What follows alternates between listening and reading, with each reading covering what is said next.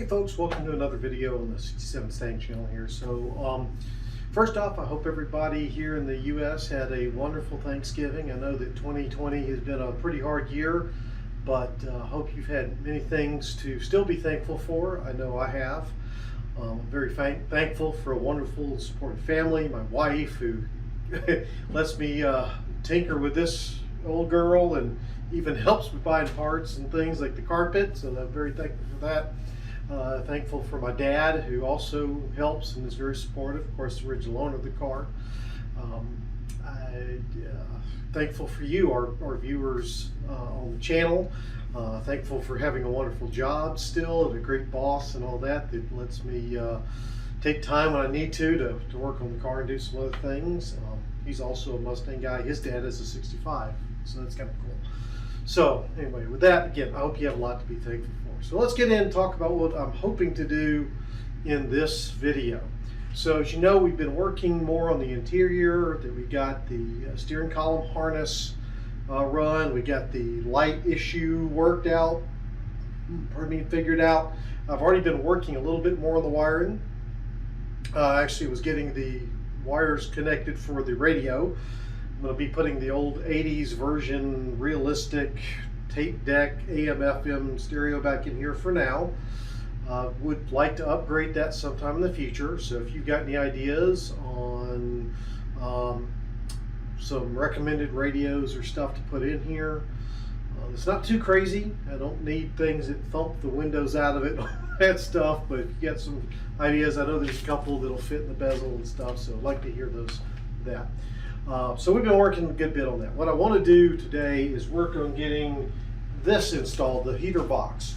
You may remember from many episodes ago where I pulled this apart and completely rebuilt it, putting a new heater core, putting new seals in it, new baffles, and cleaning up all the rusted interior, painting everything, and getting it all ready to go. So it's still kind of dusty because it's been sitting on the shelf out here, so I'll clean that up. But I want to get this back in the car.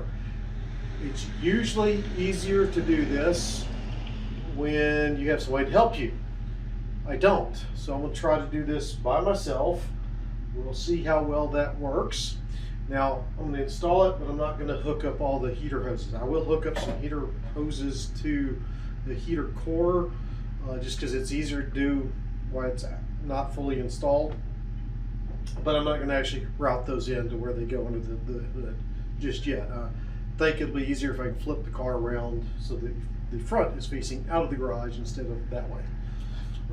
So that's what the plan is, to get this installed, and we'll see how this goes.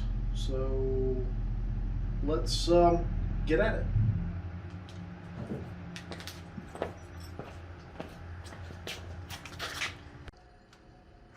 Okay guys, so the first thing I said I got it done is fed. I've got a new set of heater hoses here.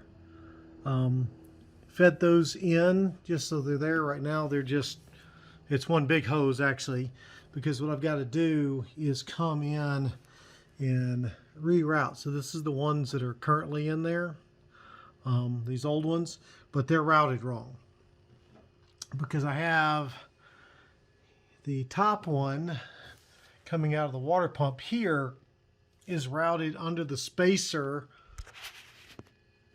under there with the carburetor. What it's supposed to do, based off the shop manual, actually come up around here, around the back side of the engine here, and go in. And then the bottom one here, let's see the bottom one here is supposed to actually loop up under the carburetor, and then into the spout down here on the water pump. So I need to reroute everything. That means coolant's going to go everywhere and all that, and that's why I want to flip the car around. It's easier to catch it and do all that stuff if the car's facing the other way. So and I have enough hose, I think, because I've got a flushing adapter in here that I can use to mate up the older hose here, which is in good shape, to use that later. But again, trying to hook the hoses onto the heater core out here is not as easy as doing it through there. Plus the shop manual says to do it from inside the car too. Now one thing I've gone ahead and done, I don't know how to pre-position my clamps here, because I think these need to be on the outside of the car, and got those there. So that'll be ready. So now I'm going to go inside the car and take a look at that. Okay, sorry for the bright glaring light there, but okay, so you can see I've got the heater box all dusted off, ready to go.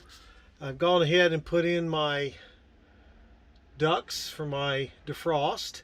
I actually had to replace one of the hoses for that too, so I've got a new hose on the driver's side. It was, well, let's just say it wasn't defrosting anything but the back of the instrument panel or the radio in the condition it was in. But the one on the passenger side was still in good shape, so I'm keeping that in there. But that's where this heater box goes, and you can see at least the bottom hose coming through, and then up under somewhere over there. No, there's the other one. It's coming down is that. So those hoses right in there get connected to these two tubes, pipes, I don't know, coming out of the heater core. That's part of the heater core. So there's that, and then of course that big round hole right there is where this little dude here goes. You can see there's 4, and maybe you can see, there we go, you can see 2 here, and then there's 2 over there. It goes through those 4 holes back there, and then up. Not sure if you can see it. Let's see, where is it at? There's a bracket right there on the front of the cowl vent hole right there that it bolts to, which is where this mounts. And also to that goes, let me see if I can pull it up here, this wire bracket to hold some of the wiring, which you can see is all that. So the other thing with the American Auto Wire kit, this is kind of a side note here, you can see that's a courtesy light. This mounts under the dash, so not only do you get the dome light, but you have lights down here kind of at the bottom at your feet. So I've got that wired up and tested. It worked great. There's somebody. But anyway, so I'm going to try to get this mounted in here, and we'll see how this goes doing it as one person. Okay, after much finagling, more so than I expected, I'll be honest, we got it sort of in place. Now this is the problem trying to do this with one person, is trying to hold it up in place. And I had hoped to be able to get that bracket, you know, there, the old bracket you see mounted up to the bracket on the cowl, and it's just not easy to hold it in like that. So what I'm going to do now is go under the hood. Let's walk out there. So I grab the nuts.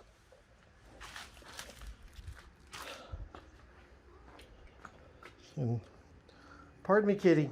Go away, kitty. Whew. Let me put the nuts over here so I don't lose them.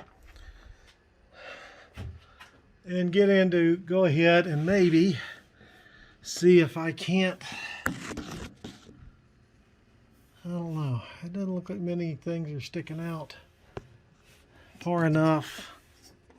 Well, that one might work. Okay, so I get something started on that one, and then maybe I can pull. Okay, well, we'll see. A little bit of time. This is certainly would be easier, I think, with at least 2 people. One person to start putting the nuts on it here while somebody holds it up on the inside. But I don't have 2 people. So we'll try slowly putting the nuts in on the firewall here with the ones I can get to, and then maybe pushing it. I don't know. We're going to keep wiggling and see what happens. Okay, so mistake number 1 in trying to put the heater box back in. Remember those hose clamps I showed you that were on the outside in the engine compartment?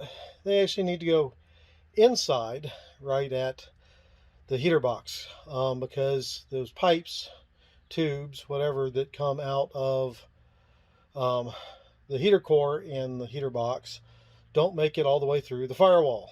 So I already had the whole thing in, mostly, when I realized that, and so I had to pull it all back down again.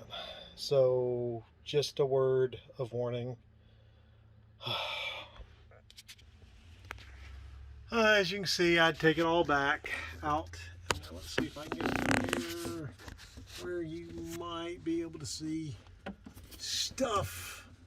Let's see. Yep, see those? That's where the clamps go. They don't make it all the way through the firewall there. So anyway, now to push it all back up and try to bolt it back in again. I'm going to have to get my niece out. It does take two people to do this. It does really take two. So I'm going to get my niece back out here to bolt it back in again. Yeah. You live and you learn. You know, I did check the shop manual, and that's what the shop manual told me to do, was to do it, and I didn't. Well, you know, I'm a guy who follows directions, right? Anyway, back at it. Okay, so we got her up in there, and she's being held in by the fan motor bolts right now. What I'm going to do next is go in and under the hood, go ahead and clean up some of the wiring for this and get the blower motor hooked up. But you can see I've got the yellow wire that I think runs to the resistor for the heat control going up. It's connected there. There's going to be at the 3-prong that actually goes back and routes with another wire over through under the dash all the way back over to here where the heater controls go. So I got to run that wire, and then I've got to run all the control cables that control the dampers, and you know, whether it's defrost or floor heat, also all the way back around under through and over to here. So, but first, now that the box is in, I'm going to go back over. See the yellow wire there, get the yellow and the brown, purple, whatever color wire cleaned up. I'm going to zip tie them together and then put some duct tape around them so they look prettier, and get this cleaned up before I mess with under there. So I'll get that up and I'll show you the results.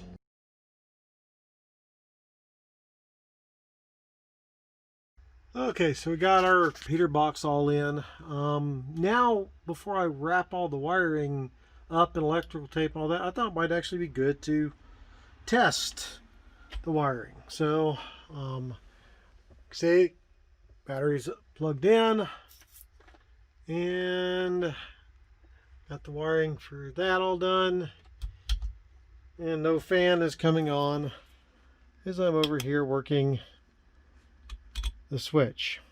Now I know the fan is good because I did hook it directly to a 12-volt power supply and it runs just fine.